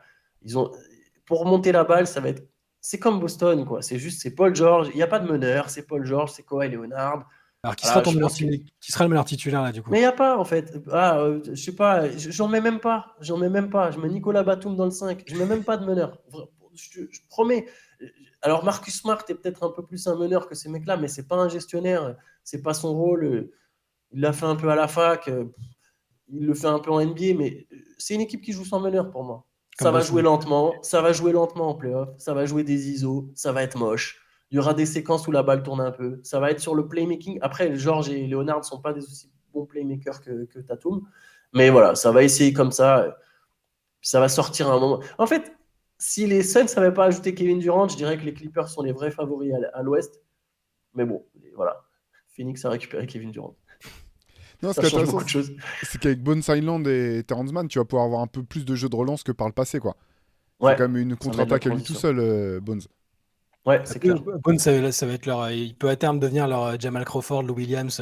Il est totalement dans le moule de ces joueurs-là, à mon avis, pour être un six-man, à l'avenir, un des meilleurs six-man en tout cas. Non, effectivement, le banc des Clippers c'est vraiment, vraiment hyper intéressant. Moi, j'ai toujours quand même beaucoup de doutes sur la capacité de cette équipe à pouvoir figurer vraiment parmi les prétendants. Par contre, voilà, c'est clair que sur le papier, il y a de quoi faire. On sait que Tyronn Lue, chose que j'aurais jamais dit il y a 10 ans, est vraiment, voilà, peut-être l'un des meilleurs coachs en termes il est parmi les meilleurs dans sa capacité à s'adapter, même en playoff, à s'adapter d'une série à une autre, d'un match à un autre. Donc là, il a énormément d'éléments à sa disposition. Ça va vraiment être intéressant de voir. Là aussi, la question de la vitesse d'intégration de ces joueurs, de mise en place. Les Clippers, c'est vraiment... en fait, elle est trop mystérieuse, cette équipe, pour moi, quoi. J'ai l'impression que... Alors, pour des raisons totalement différentes des Sixers, vraiment pour des raisons complètement différentes, j'ai l'impression qu'on peut pas savoir ce qu'elle vaut tant qu'on n'est pas en playoff, en fait. Et que la saison régulière, limite, elle sert à rien pour mesurer le talent de cette équipe, quoi. Enfin, pas son talent, mais son niveau, pardon. Ouais, ouais, je pense que ouais.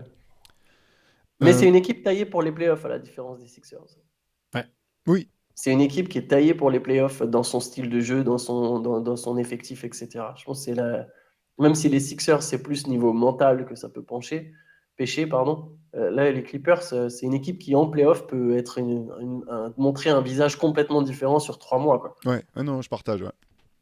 Je partage. Vous vouliez dire d'autres choses sur les Clippers ou vous voulez qu'on enchaîne? Parce qu'il y a une autre équipe qui est intéressante, je pense, dont il faut parler, c'est les Warriors, qui d'habitude bougent jamais à la deadline. Là, qu'on échangé, voilà, qui ont coupé, enfin, qui ont tradé James Wiseman.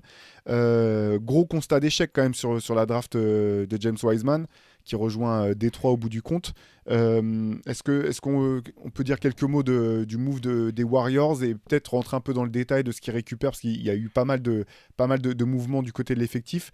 Shai, si tu veux prendre la main là-dessus, nous refaire un petit bilan, peut-être pour ceux qui n'ont pas suivi ce qui s'était passé du Ouais, côté de Golden State. ouais, Wiseman, il partait contre c'est 5 deuxième tours de draft, Antoine, c'est ça? Il y avait 5 deuxième tour, ouais. deuxième tour de draft, les fameux deuxième tours qui sont devenus la monnaie d'échange référence maintenant. C'est parce que les Pélicans et OKC ont tous les premiers tours de draft de tous les autres, donc il reste plus que des deuxièmes Ouais, tours. c'est ça, en fait. Et Wiseman, ouais, du coup, sur le coup, ils avaient fait un move. On avait l'impression, quand on suivait en direct, qu'ils allaient récupérer Saddiq Bey et donc un très bon ailier. Sur le coup, moi, je m'étais enflammé en disant c'est un super coup pour les Warriors. Au final, il est parti à Atlanta contre les 5 tours de draft. Et l'autre recrue à part Wiseman, enfin, l'autre move qu'ils ont fait, c'est de récupérer Gary Payton 2, qui a fait 10 matchs à Portland après avoir signé un meilleur contrat et qui est revenu, qui n'a même pas eu le temps de déménager, à mon avis, de vendre sa baraque. Et il est de retour aux Warriors. Donc ça, c'est super pour eux en termes de pour retrouver l'alchimie de l'année dernière, c'est excellent. Sur le cas Wiseman, on sait aussi qu'ils ont discuté pour traiter Moody, donc le fameux projet jeune, le projet en 2 temps avec les vieux qui peuvent bien finir la carrière et continuer d'être compétitifs, et les jeunes qui assurent l'après. Bon, ça c'est clairement mort maintenant. On peut le constater clair. Il fallait pas drafter James Wiseman lors de cette cuvée-là. Ils ont tenté, voilà, ça n'a pas marché. C'est un peu dommage, mais je pars pour Wiseman. Je pense que c'est le jeu où il peut faire des erreurs. Il va en faire beaucoup, mais il va aussi beaucoup progresser. Et c'était pas le bon fit finalement. Donc, ouais, outre le départ de Wiseman qui avait un rôle inexistant parce que l'année dernière, c'était une espèce de power forward dans un corps d'arrière. Je trouve que c'est un excellent move. S'il arrive à retrouver la santé, en tout cas, c'est un excellent move. Ouais, moi je suis d'accord. Il leur fallait 2 vétérans, ils en ont récupéré un. Je pense qu'il en manque encore peut-être un, peut-être sur le marché des buyouts. Mais en plus, pour le coup, c'est un vétéran qui connaît déjà la maison. Donc, Mais en fait, en gros, ils ont échangé Wiseman contre Gary Payton 2 parce que les 5 second tours, ils les ont envoyés à Portland. Donc, Ce qui fait un peu mal quand tu dis que tu échanges un numéro 2 de draft contre un mec qui n'a pas été drafté. C'est quand même un échec cuisant. Et là, tout à l'heure, on parlait des trades qui ont été faits trop tard. Pour le coup, là, pour les Warriors, s'il fallait ils sont vraiment plantés sur. Ça arrive de se planter. Ce qui est dommage, c'est qu'ils se sont plantés en le draftant. Et après, ils se sont plantés sur sa capacité à pouvoir remplir les besoins qu'ils avaient. Et du coup, le draft trop tard pour récupérer plus. Petite dédicace aux Pistons qui se spécialisent dans les busts de deuxième tour de draft, parce que maintenant ils ont Marvin Bagley et James Wiseman dans l'effectif. Mais ouais, c'est quand même constat d'échec pour les Warriors. Le retour de Gary Payton, je pense que c'est une bonne chose malgré tout. Mais c'est vrai que ça fait... Quand tu vois ce que coûte et ce que vaut un deuxième tour de draft, voilà, c'est... Il fallait nous écouter à l'époque quand on avait fait la mock draft et qu'on avait mis Deni Avdija en 2 Warriors. C'était le joueur parfait, et je rigole pas. Je vous vois venir parce que je le défends non-stop, mais je pense que c'était le joueur parfait pour eux déjà à l'époque, et ça le serait encore aujourd'hui.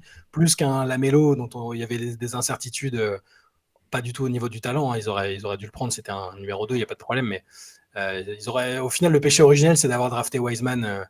Et ils se trompent pas souvent, les Warriors, même pour la draft, quand ils prennent des Kevon Looney, des gars comme ça. Là, ils n'avaient plus l'habitude de drafter aussi haut finalement, et ils se sont un peu plantés sur ce coup-là. Bon, je pense pas que ce soit grave. C'est juste, c'est dommage parce qu'on aimait bien, on en avait parlé en début de saison dans le podcast, ce coup d'avoir des coups d'avance en préparant la fin de cycle des Curry et Thompson, etc.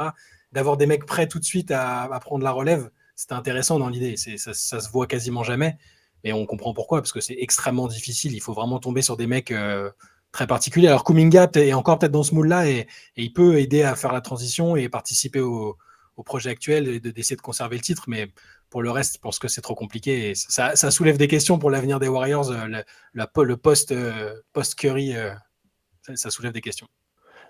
Moi, j'ai l'impression que ça illustre bien les petites scissions qu'il peut y avoir au sein de l'organigramme des Warriors et au sein de la franchise elle-même.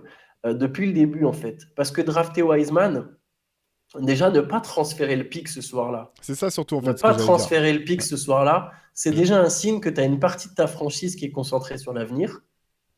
Et c'est pas Steve Kerr, c'est pas Stephen Curry. Eux, on sait très bien qu'à mon avis, ils auraient poussé pour quelqu'un d'autre. Donc, tu as déjà une partie de ton organigramme qui est en mode non, mais t'inquiète, on va prendre le mec qui a le plus de potentiel, Wiseman, un grand. Tu vois, peu importe s'il ne nous apporte pas maintenant, ça sera lui, et on va se maintenir une dynastie, même encore dans 15 ans, quand il n'y aura plus Curry. On aura le joueur au gros potentiel. Ou alors, ça peut être aussi, on prend le mec qui a le plus de potentiel et on va le trader. Sauf que, oui, ils le trade trop tard, parce qu'en fait, on sait que ça a été rapporté qu'il y avait des petites hésitations avec une partie du front office qui voulait garder les jeunes, une autre qui voulait les transférer. Ils ne savaient pas trop sur quel pied danser. Et je pense que voilà, ça a montré un peu toutes les scissions, et ils lâchent le projet trop tard. Je suis d'accord. Ça se trouve, dans un an, Wiseman, il te rapporte autre chose. Il te rapporte un vrai vétéran. Enfin, là, ils ont pris Gary Payton 2, tu vois, mais tu peux peut-être avoir plus que ça, peut-être un premier tour. Et voilà, je pense que ça montre des petites scissions. Il y a Bob Myers qui n'a pas prolongé, le GM. Il va y avoir le cas de Draymond à gérer. La saison est un peu compliquée.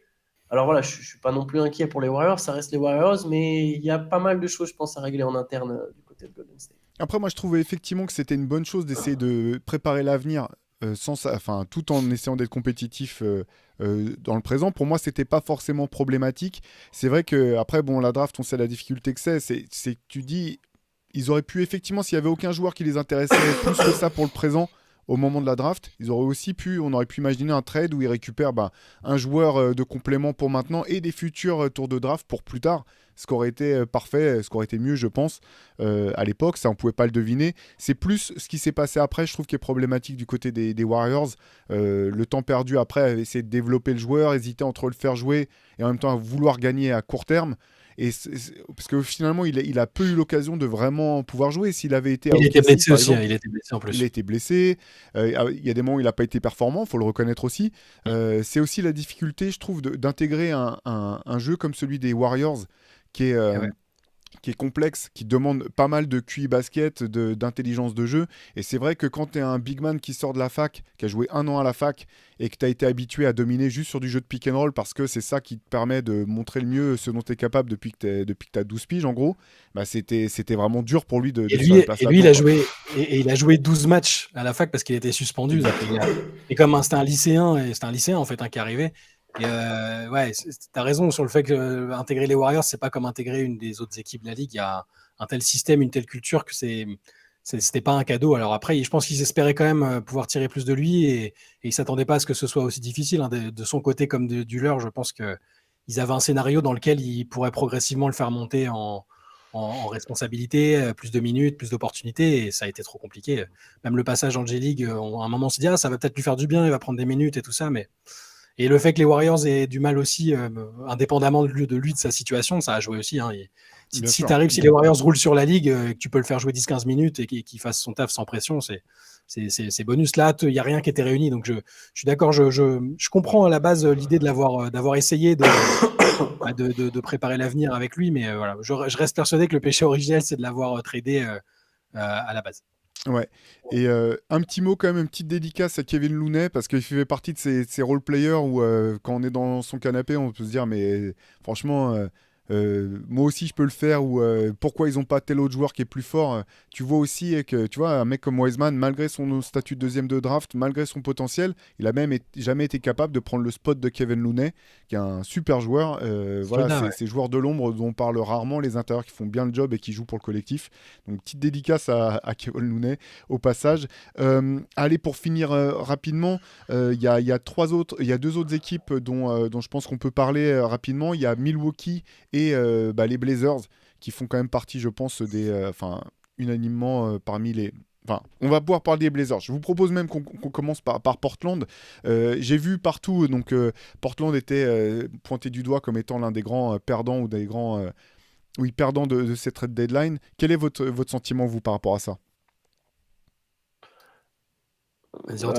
Allez, moi, à chaud, j'étais dégoûté. Je le suis un peu toujours. En fait, ça va complètement dans le sens contraire de tout ce qui a été annoncé depuis des semaines. Ça fait des semaines qu'on entend que la direction veut se renforcer autour de Lillard, a compris qu'il fallait absolument se renforcer autour de Lillard. Et là, tous les moves qui ont été faits, c'est des moves soit pour gagner de la flexibilité, soit pour économiser de l'argent, soit pour accumuler des futurs assets. On dirait que tu prépares ta reconstruction. Tu poses les premières pierres, tu récupères des seconds tours, un premier tour, un Cam Reddish, tu sais, des projets pas finis. En gros, tu as transféré 2 vétérans qui sont confirmés, Josh Hart et... qui est le deuxième déjà qui part? Je suis désolé. J'ai un trou. J'ai un trou aussi. C'est tellement cette deadline. Ils ont récupéré Taiboul, quoi. Attends. Ouais, mais attends, il y a Hart qui part. J'ai un trou complet. Enfin bref, ils perdent des mecs de la... Gary Payton 2, du coup. Ah oui, Gary Payton 2, merci. Donc Gary Payton 2 et Josh Hart, 2 mecs qui sont censés pouvoir t'aider en playoff pour faire venir Cam Reddish, qui est pas fini. Matisse Taiboul. Il va avoir tant de temps bientôt, Cam Reddish, à force d'être un potentiel qui a besoin d'une nouvelle situation pour s'exprimer. Très à la marge, Matisse Taiboul, qui aurait été intéressant s'il y avait toujours Gary Payton et Josh Hart.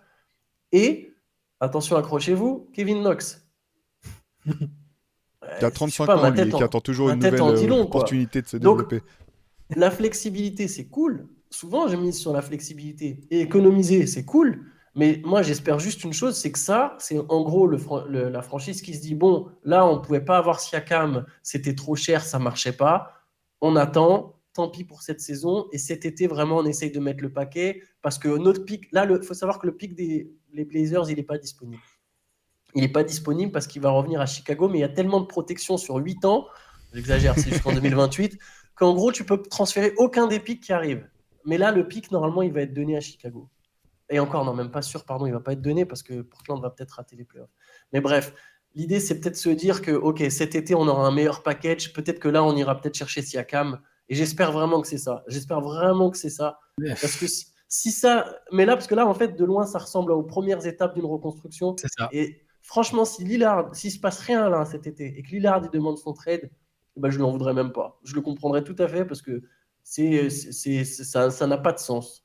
À part que peut-être il n'y avait pas de bons mecs disponibles. Il faut pas oublier cette idée. Ils agissent comme s'ils avaient un franchise player de 24 ans qui avait un peu le temps de se développer et qui pouvait lui dire, écoute, attends une saison, on développe un noyau autour de toi, on verra qui reste ou pas. Mais je veux dire, il a 33 ans. Il est super fort, il est incroyable, il est d'une fidélité qui est admirable. Il mérite d'avoir une équipe compétitive autour de lui. Il y a des embryons de trucs qui font que tu peux te dire, avec Jeremy Grant, c'est cool, Anthony Simons, il a du talent. Nurkic, c'est un soldat, il n'y a pas de problème. Mais il mérite une équipe compétitive. Là, ils sont dans la situation dans laquelle ils étaient au classement, c'est-à-dire play-in, borderline. Cette situation-là, pour moi, c'était le moment de tenter vraiment quelque chose. Ils peuvent le faire à l'intersaison, mais bon, la situation aura changé. Lillard aura pris quelques kilomètres au compteur. je sais pas, je pense que c'était vraiment le moment de tenter un gros truc, même si c'était pas pour être champion cette année, hein, mais au moins pour lui dire, regarde, on est vraiment heureux que tu sois là, on admire pour remercier ta fidélité. On tente quelque chose et qui se matérialisera peut-être, qui aura des effets la saison prochaine, mais au moins on te montre tout de suite. Là, comme tu dis, je pense pas qu'il va demander son trade parce que il a l'air d'être genre intègre. Même si je gagne pas de titre, c'est pas grave. Je veux aller jusqu'au bout avec Portland. Et peut-être que la direction le sait et on abuse un peu trop en se disant on va attendre encore un petit peu. Donc c'est décevant dans ce sens-là où on s'attendait à ce qu'il se passe quelque chose et au final, les joueurs qui récupèrent. Moi, Thybulle, je suis très content qu'il change de paysage.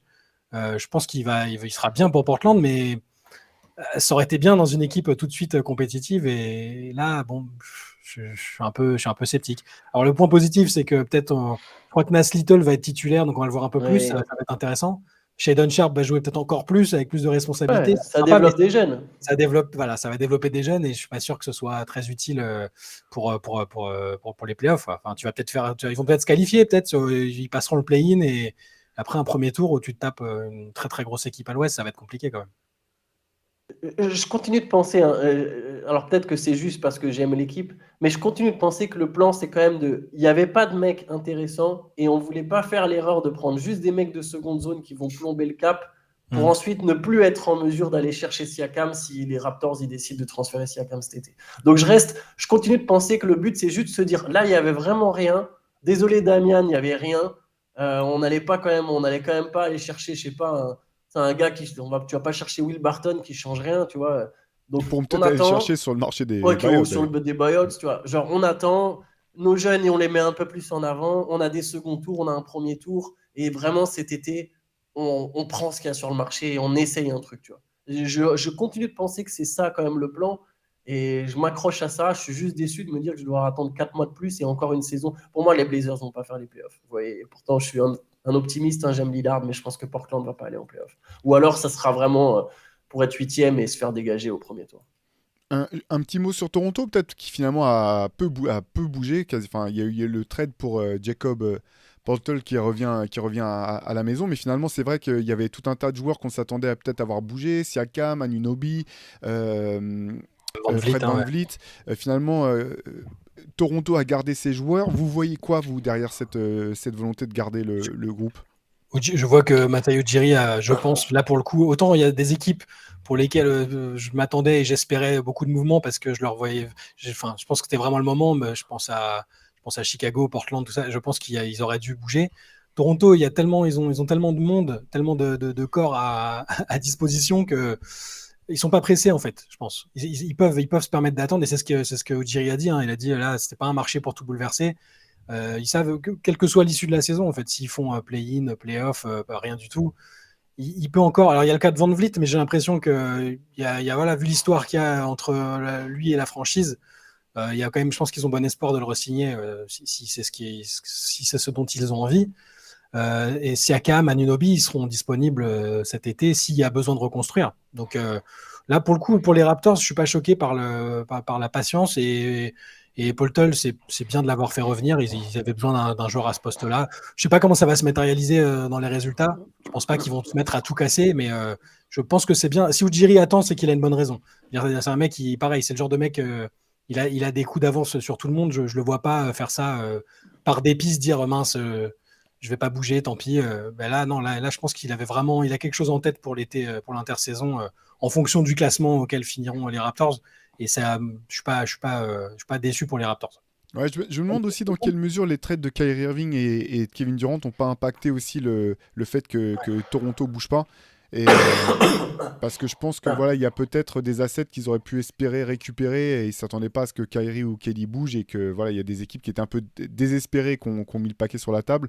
J'ai vu aussi tourner cette rumeur qui est pas inintéressante, que ça ait permis aussi au management de Toronto d'évaluer un petit peu la cote de ses joueurs avec pas mal d'offres qui ont été faites forcément pour que ce soit pour les différents joueurs qui étaient sur la table de manière à préparer l'été comme tu le disais, Shai. Ouais.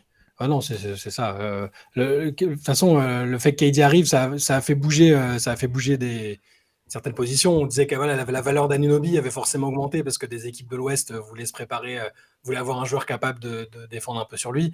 Et je pense que les Raptors ont demandé beaucoup. Le prix a dû être élevé. Ujiri est pas homme à laisser partir sans négocier au plus haut prix. Et ça a effectivement fait bouger les choses, mais Toronto est dans une position, à mon avis, de plus sereine qu'il y paraît. Ils sont pas comme d'autres équipes qui n'ont pas réussi à faire de move et qui sont en panique. Je pense qu'il faudra surveiller Toronto à l'intersaison. Il peut se passer des trucs assez costauds. Allez, pour finir, un mot sur les Bucks, mais vraiment pour conclure. Les Bucks qui récupèrent donc Jay Crowder, qui revient à Milwaukee. Ça change la donne. Hein, tu disais? Non, je dis c'était écrit. Ça fait 3 mois que tout le monde dit, bah de toute façon c'est Milwaukee qui va le récupérer. Alors c'est plus le prix qui est étonnant. Les 3 deuxièmes tours de draft dont tu parlais, Antoine, tout à l'heure. C'est 5 5 et 3 joueurs. Ouais, 5, ouais, c'est fou. Mais après, Mais je bon, sais pas ce que vous pensez, mais c'était écrit et c'est un move. C'est parfait. Il est logique et parfait. Ils avaient besoin un peu de ça en plus. Et je trouve que c'est bien dans la veine des Bucks. Ils ont fait ce qu'il fallait. Ouais, et ils perdent beaucoup, mais les 3 joueurs, au final, c'est des mecs qui jouaient pas. Et limite, c'est positif parce que ça ouvre des places dans le roster et ils vont signer des mecs sur le marché des buyouts. On parlait de Will Barton. Je pense que Will Barton, Derrick Rose, ça sera des cibles des Bucks. Jake Crowder, il vient faire leur PG Tucker. Je trouve que Crowder est un peu surestimé. En tout cas, lui se surestime un peu. Je pense pas que c'est un mec qui change tant la donne que ça. Je trouve que c'est un 8e homme au mieux. Je le vois même plus comme un starter. Mais bon, voilà, c'est une rotation profonde qui récupère un mec de plus, un two-way player de plus. Après, voilà, je pense que c'est vraiment à la marge. Je trouve pas que ça fait basculer Milwaukee dans une catégorie supérieure. Ils sont déjà dans cette catégorie. Ça change pas beaucoup. Et ben voilà, je propose que ça soit le mot de la fin. Merci les gars. Si vous voulez savoir plus en détail tout ce qui s'est passé au niveau de la trade deadline, allez voir sur Basket Session. Il y a tout un tas d'articles et de magazines qui détaillent tout ça très bien, des gagnants aux perdants, en passant par le détail de chaque trade. Voilà, nous de toute façon, on vous donne rendez-vous la semaine prochaine pour nouvel épisode du podcast. Nouveau live aussi pour la late session mardi prochain. On a hâte maintenant finalement de voir toutes ces équipes au complet. Va falloir attendre pour certains que reviennent de blessures, etc. En tout cas, j'ai vraiment l'impression que c'est un peu, notamment à l'Ouest, comme s'il y avait une deuxième saison qui s'ouvrait dès maintenant. On va suivre ça avec beaucoup d'attention. D'ici là, portez-vous bien, profitez du basket, profitez du week-end et à très vite. Ciao. Ciao. Ciao.